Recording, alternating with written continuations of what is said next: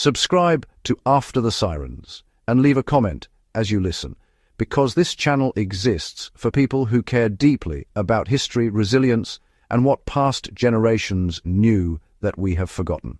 What you are about to hear is not nostalgia, and it is not theory. It is a record of how ordinary civilians during the Second World War built sustainable lives from scarcity, pressure, and discarded material, and how those methods still matter in a world that is once again fragile. When global supply chains collapsed during World War II, homesteading was no longer a lifestyle choice. It was a survival requirement. Governments rationed food, fuel, clothing, metal, rubber, and paper. Cities bombed into rubble forced civilians to rebuild using what remained. Yet instead of collapse, entire communities adapted. They learned to reuse waste, convert scraps into tools, grow food in impossible conditions, and design systems that required almost nothing from the outside world. These were not hobbyists. They were civilians under siege. Today, many of those practices are dismissed as outdated. That dismissal is a mistake. This episode breaks down forgotten World War II homesteading techniques and explains how they can be applied directly to modern sustainable living, off-grid preparedness, and long-term resilience. Forgotten World War II. Homesteading emerged from necessity, not ideology.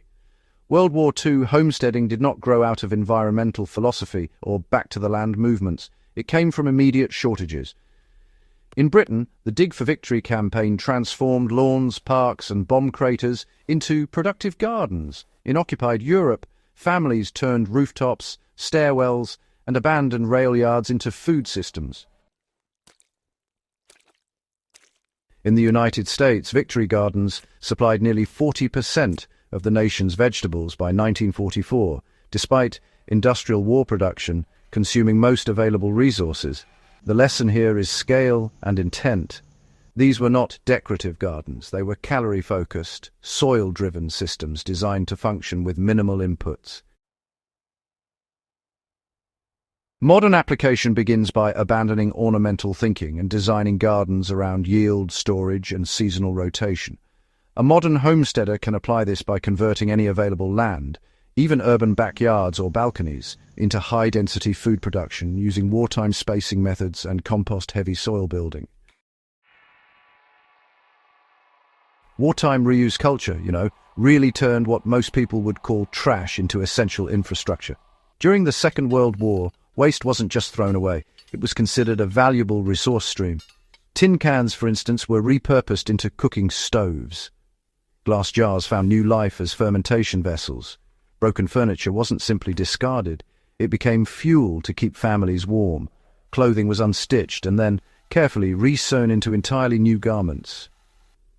In both Germany and Britain, civilians were actually trained to salvage wood from bombed buildings, then remill it by hand for things like furniture, fencing, and tool handles. This kind of approach can absolutely be applied today by deliberately designing our systems around reuse, even before we make a purchase. For example, discarded pallets can be dismantled and turned into garden beds or chicken coops. Old windows, rather than being thrown away, can become cold frames that help extend growing seasons. During the Second World War, civilians didn't ask what they could buy. Instead, they asked what they already had, and, well, what it could become. Food preservation back then really took the place of refrigeration and those long supply chains we're so used to now. Electricity was unreliable or sometimes just non-existent in many wartime regions, so preservation methods became absolutely critical. Drying, fermenting, root cellaring, pickling, and fat-based preservation were all everyday skills. In Eastern Europe, people stored vegetables in sand-lined pits. Meanwhile, in Britain, apples and potatoes were kept in underground clumps, insulated with straw and soil. Modern homesteaders can, directly revive these techniques. Fermentation, for example, reduces energy dependency while increasing nutrition. Root cellars can be built using earth berms or even buried containers, and that's possible even in small properties. The preservation methods from World War II were low-tech, repairable and scalable, which is honestly exactly what modern resilience demands.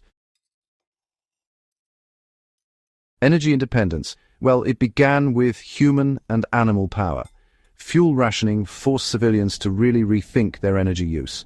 Wood gas generators powered vehicles in occupied Europe, and pedal-powered tools often replaced electric machinery. Hand pumps, too, replaced electric wells. Every task was evaluated for its energy cost versus necessity. Today, this mindset is probably more important than any single technology. Before installing solar panels or generators, wartime logic asks a simpler question. What tasks can be redesigned to require less power at all? Hand tools, gravity-fed water systems, and passive heating methods used during World War II all help reduce dependence on fragile infrastructure and, honestly, increase long-term survivability. Community systems replaced individual consumption. One of the most overlooked aspects of World War II homesteading is, honestly, just how communal it was. Shared gardens, tool libraries, cooperative canning days, and neighborhood livestock were common. In many European cities, residents actually rotated responsibility for chickens or rabbits raised in shared courtyards. So, in the modern world, applying these lessons means, well, rebuilding local networks. When we share resources, it doesn't just cut down on costs, it also increases our ability to bounce back from setbacks. For example, a single pressure canner can serve several households, and a shared seed bank, can really help protect against crop failure. Civilians during the Second World War survived not because they were completely self-sufficient, but because, honestly, they were interdependent. Wartime homesteading, you see, created psychological resilience right alongside physical survival. These systems did more than just put food on the table. They actually restored a sense of agency. Growing food, repairing tools, and reusing materials, these things gave civilians a measure of control in a world that often felt, well, uncontrollable. That psychological resilience, honestly, was just as important as the calories. And today, the same principle really does apply. Learning how to produce and preserve your own food, repair your equipment, and live within your means, this builds a kind of confidence that, frankly, no stockpile can ever replace.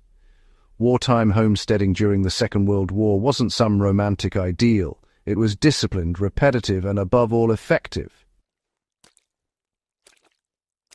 Forgotten Second World War homesteading at its core was a response to collapse, not to comfort. It worked because it was practical, local, and adaptable. And these methods are still relevant because the conditions that created them haven't really disappeared. They're just coming back in different forms.